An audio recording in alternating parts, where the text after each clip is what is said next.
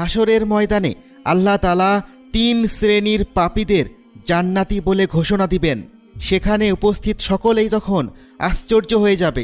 তারা ভাববে, এ কি হলো?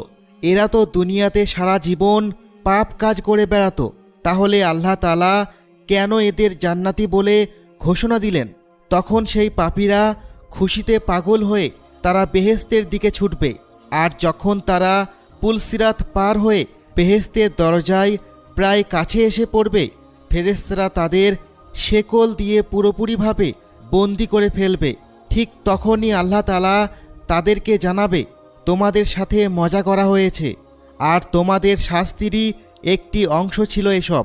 এরপর রাসূল সাল্লাল্লাহু আলাইহি ওয়াসাল্লাম আলী রাদিয়াল্লাহু তাআলা আনহুকে জিজ্ঞাসা করলেন, তুমি কি জানতে চাও আল্লাহ পাক কেন এদের সাথে উপহাস করেছিলেন? কারণ 3 ধরনের গুনাহ